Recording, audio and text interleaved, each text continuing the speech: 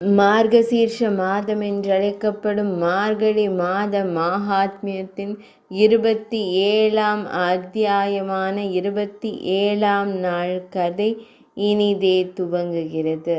நாராயணமூர்த்தி நாரத மாமுனிவரிடம் கூறினார், ஒரு காலத்தில் பிரஜம் அருகே ஒரு அடர்ந்த காடு என்று அழைக்கப்படும் ஒரு அழகான காடு இருந்தது. அது நறுமணம் கொண்ட இடம், மல்லிகை மற்றும் அழகிய வண்ண மலர்கள் பூத்து குலுங்கிய இடம். அந்த மரங்களில் இனிமையான அழகிய பனம் பழங்கள் உள்ளன. அவை சுவை மிகுந்ததாக இருக்கும். அந்த பழங்கள் ஏராளமாக மரங்களில் தொங்கின.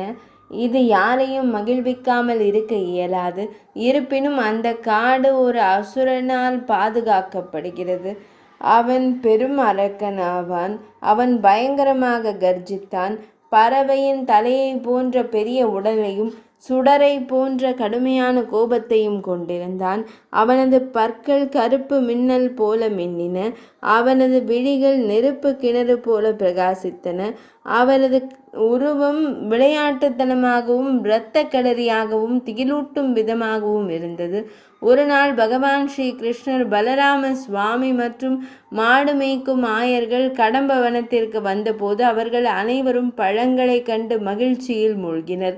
புன்னகைத்தபடி அவர்கள் பகவான் ஸ்ரீ கிருஷ்ணரிடம், தோழரே கிருஷ்ணரே, நாங்கள் மிகவும் பசியுடன் இருக்கிறோம். இந்த மரங்களில் தொங்கும் இனிமையான பழங்களை கண்டால் எங்களுக்கு மிகவும் மகிழ்ச்சியாக இருக்கிறது. இதனை உட்கொண்டால் எங்களின் பசி தீரும். ஆனால் இந்த காடு ஒரு பயங்கரமான அரக்கனால் பாதுகாக்கப்படுகிறது என்றும் தெய்வங்கள் கூட அவனை சவால் செய்ய அஞ்சுகின்றன என்றும் கேள்விப்பட்டிருக்கிறோம். பகவானே, தயவு செய்து கூறுங்கள், இந்த பழங்களை பறிக்க நாம் என்ன செய்ய வேண்டும்? மாடு மேய்க்கும் சிறுவர்களே, நீங்கள் என் நண்பர்கள். நான் இங்கே இருக்கும் பொழுது நீங்கள் ஏன் எந்த அரக்கனுக்கும் பயப்பட வேண்டும் என்றார்.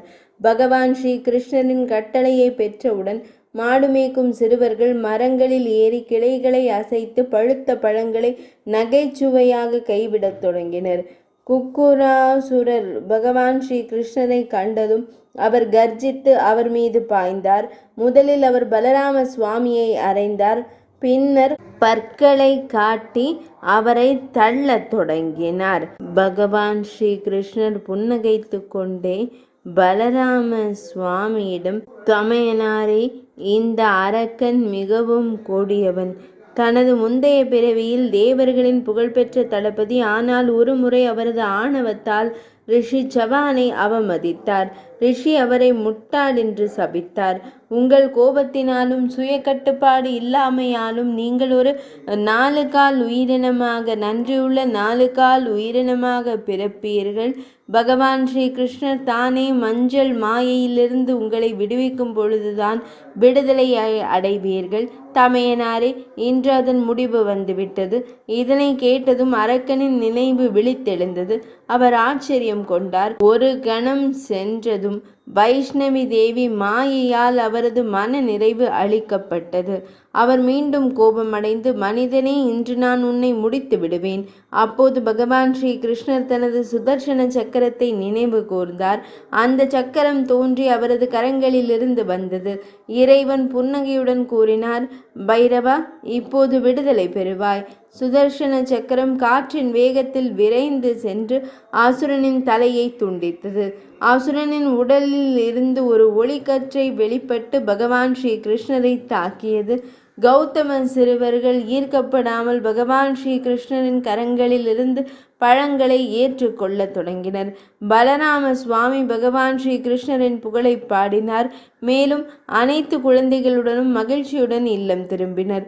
நாரத மாமுனிவர் கேட்டார், நாங்கள் மேலும் கூறுவதற்கு முன் தாங்கள் பகவான் ஸ்ரீ கிருஷ்ணரின் போதனைகளை ஏற்கனவே பரிந்துரைக்கவில்லை என்றால் தயவு செய்து அதனை விரைவாக கூறுங்கள். பைரவர் ஏன் 4 கால் உயிரினமாக மாறினார்? அவர் ஏன் சபிக்கப்பட்டார்? எந்த தர்மத்தால் அவர் முக்தி அடைந்தார்? பகவான் ஸ்ரீ நாராயணர் கூறினார், நாரதரே, கடந்த காலத்தில் பைரவர் மிகவும் பிரகாசமான கடவுள். நீங்கள் அறிவும் ஞானமும் இல்லாத ஒரு நன்றி உள்ளதாய் கூறப்படும் 4 கால் உயிரினத்தின் வயிற்றில் பிறப்பீர்கள் என்றார். ஆனால் முனிவர் உடனடியாக அவர் மீது இரக்கம் கொண்டார். கற்றறிந்த பைரவர் இறைவனின் சிறந்த பக்தர்களில் ஒருவர். பின்னர் அவர், நீங்கள் பகவான் ஸ்ரீ கிருஷ்ணரிடமிருந்து சபதத்தை பெற்று அவரது இருப்பிடத்தை அடைவீர்கள் என்றார். இந்த வழியில் குரு சுரர் சபதம் மற்றும் முக்தி இரண்டையும் அடைந்தார். இன்றைய 27ஆம் அத்தியாயமான 27ஆம் நாள் கதை இனிதே நிறைவடைந்தது.